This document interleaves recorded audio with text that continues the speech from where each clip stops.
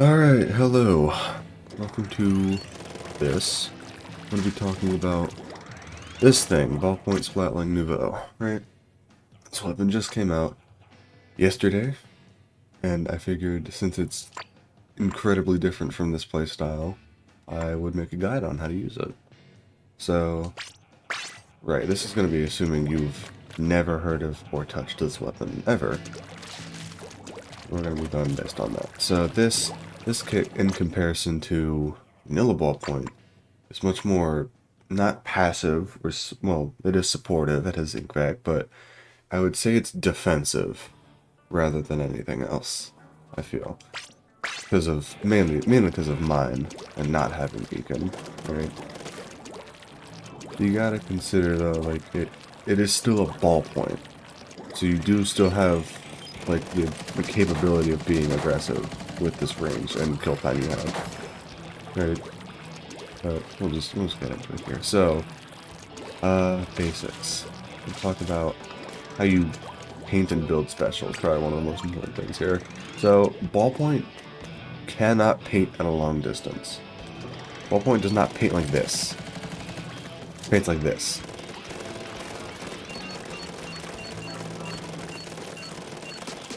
And that's good paint. That's good paint right there. But in terms of actually having long distance paint, let's do this. And then we'll get our friend the Jet Squelcher here. Straight look at this. Pretty clear winner of the V-Jet. So yeah, ballpoint does not paint like this. It can. It certainly can paint at a distance, but it's not. It doesn't excel at it. Its paint is best in short range, right? So that is how you'll be building special. You, of course, can do this to charge your special. And while that is much safer, it's a lot slower. So if you need special now, you're doing this. Right. Okay, so the actual kit on this thing, right? I would argue this is a much more difficult kit. Not like impossibly so. Like the assets themselves have a much higher skill floor than this. Right. Like Inkjet right now, it's nothing like it was in 2 in the sense that you would really only get consistent kills if you hit directs. Right now it's like big hitbox, stupid, like, I don't know what I'm saying. It's easier in this game. Still not easy special, but it's much easier in this game, especially with special power up. The hitbox is just like ridiculously large. So ink vac is nothing like this. Ink vac is much more difficult to use in the sense that it's not as simple as you pop it and you get value, right? It's dependent on where enemies are and where your teammates are, and you kind of have a choice with how you want to use the special whenever you pop it. You want to mainly be. You never want to pop it alone. Like it's not. It will not do well as a self-preservation tool. Sometimes you will pop the vacuum. You'll get it filled instantly. You'll shoot the giant shot at your feet and you'll kill someone maybe. But that you'll still die before that. Like you will at best trade. It's not a self-preservation tool in the same sense that Bubbler is. You want to mainly be using it either to protect teammates or to inhibit your opponents, right? So say this copy machine over here is one of your opponents, right? You got a teammate right about here, about to rush them. You can see that. So you have a decision of either body blocking from your teammate so that they don't take damage and can kill them, or holding the vacuum on this one so that they get both the toxic mist effect and they can't shoot out of it to paint their feet. Basically, they're a walking target, right? So you kind of have that decision. In terms of the shot is very good for interacting with objectives. It's a huge hitbox. It's like Booyah Bomb Radius, right? But it's very good at interacting with objectives and what have you. Let me get this again. Its main strengths, I would say, in terms of interacting with objective is you can insta-pop Rainmaker Shield, and this hitbox is so large that it can insta-cap some splat zones, just like Reef Slider can. You know, this is even like a similar paint trail to Reef Slider, right? So the instant capping of splat zones is what has mainly been focused on, but it's useful. The protection itself is useful in other modes like Clan Blitz and Tower Control. Clan Blitz for getting your teammates into the basket, and then Tower Control as like almost a pseudo bubbler, right? You pop it on tower and you just vacuum anything that tries to attack tower. It's really just objectives, and like sometimes you'll protect it. The main thing you'll want to note is that if you're using vacuum, you do not want to use it in the main area everyone is, because then it will they'll get insta-filled. If someone pops crab, that thing's getting insta-filled. You will not block many shots from that. You will want to use it on kind of like flank routes almost. Pretty much. You want to follow a teammate on flank, and then you pop vacuum for them, and that becomes a threat. Which, by the way, you can actually flank now that they've added stages to the video game, right? You'll want to pop it on a flank. That's where vacuum succeeds the best, I think, because then it's harder to focus it and fill it, rather than when it's in the middle of the stage and everyone is there, right? It becomes something they have to focus on, which diverts attention from mid. So yeah, those are the uses of vacuum. It takes a long time to get used to vacuum and when to pop it and how to use it. It's just like a learning curve. Nothing too terrible, right? So the other part of this kit is mine. And mine is it's not the most synergistic sub I've seen. I think Beacon would have been much better. I think I already said that, but it's something I expected to go on the Hydra because the Hydra is a much more defensive main weapon. But this allows you to be defensive, right? Like if you're getting rushed, you can place down mines. 1, 2. If they keep following you, they're chipped from 90. They're a one-shot, right? But even just having one mine explode, 1, 1, 2. They're dead. They're 2-shot. Because you have, what, 28 damage? You can get one shot. Yeah, 28 damage on short range. And I believe it's 30 on long range? Yeah, 30 on long range. So, you gotta figure that it's...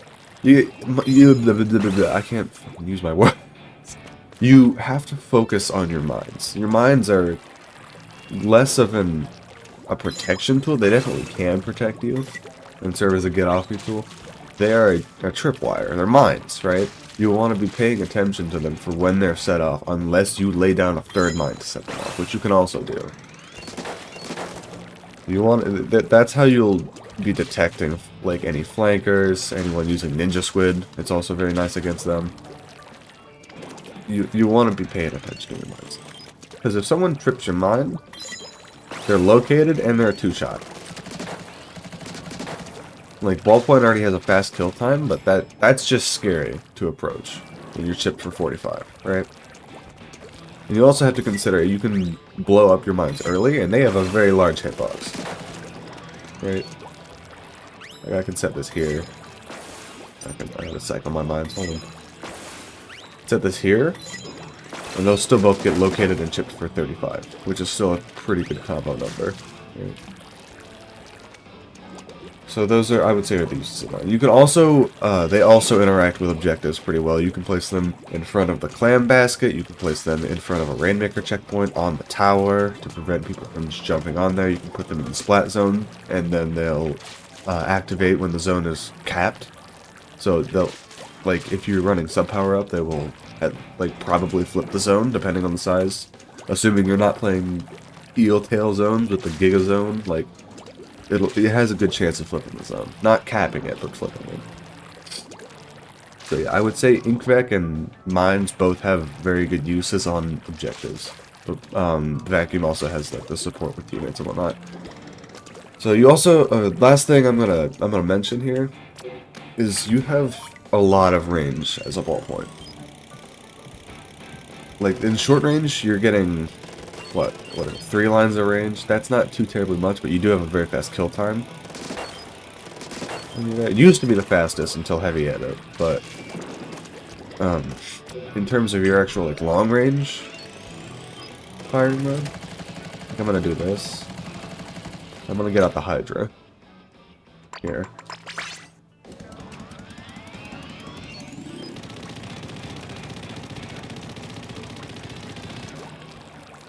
Like, it's really, like, your shots land here on Ballpoint.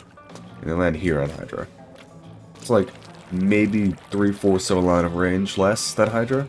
You have a lot of range as a Ballpoint. So, just remembering that you have that and using it accordingly is gonna help you a lot.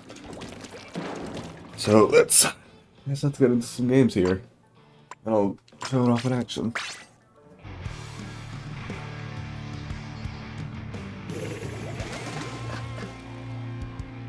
Double back line.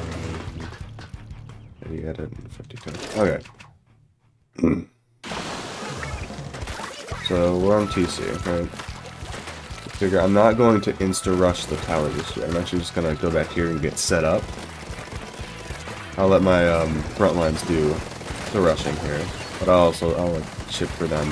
Use long range on paint over people's feet. They're 3 dead, so I'm gonna move forward and I'm gonna get on this tower and set up mines. And really just try to wall people out as I'm going up on the wall. Go back for teammate to block this roof slider. Keep the bombs. This is what I meant by the applications on tower. You set that up in their spawn. Because of giant hitbox.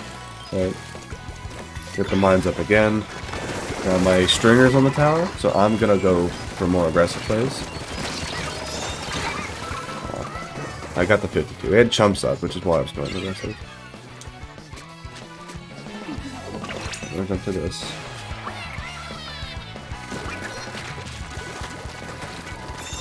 Back on the tower, I'm gonna set up mines again. Shred his wall with short range. You also have very high object damage. Okay. Short range is very high object damage.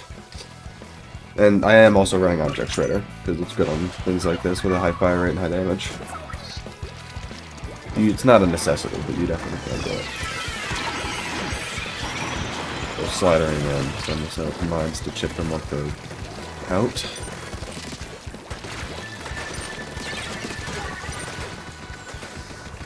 And we'll just sit by here. Okay, I got that edit, but... Okay, we're 3 down, actually. This is not looking good. I'm actually going to start the vacuum real quick. I'm gonna go on the aggressive.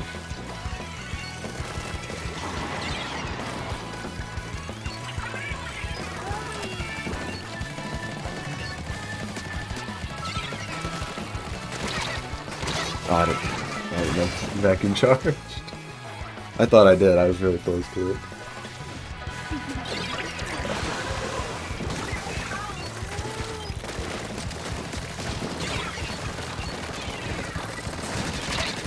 Oh, the edit got on my plat. Okay, this is not looking good.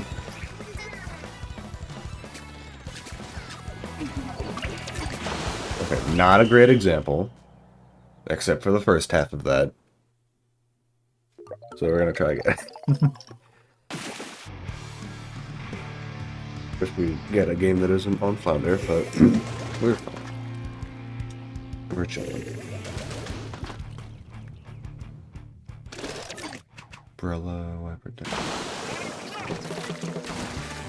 And a bamboo I don't have to care about from a Ballpoint. Okay. So really just the same setup as last time. Going up here. Setting up mines, just so I don't get Ninja Squid Rush.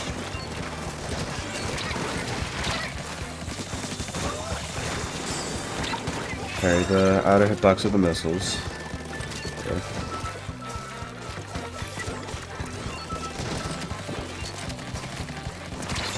Oh, I got bamboo combo. I hadn't seen behind the tower.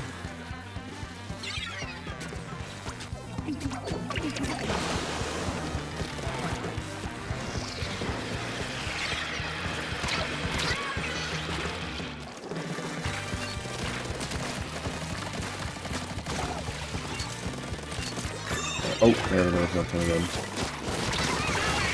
Carbon behind us.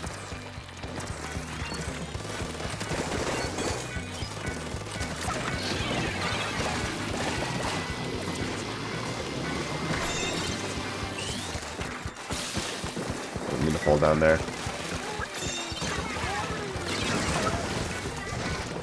Missiled again. Play for more aggressive areas and good jumps to teammates. Missed. Good ball. Good open fire on this one. Oh, I should have turned my back.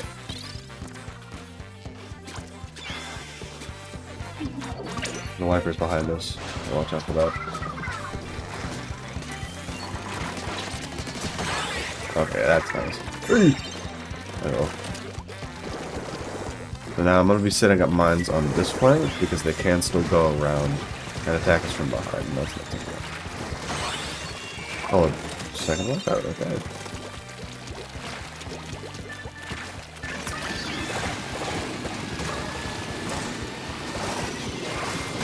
Holding the protection on the tower, fire that into their spawn.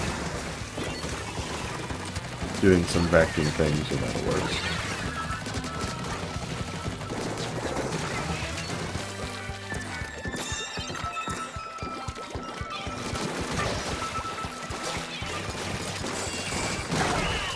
Nice.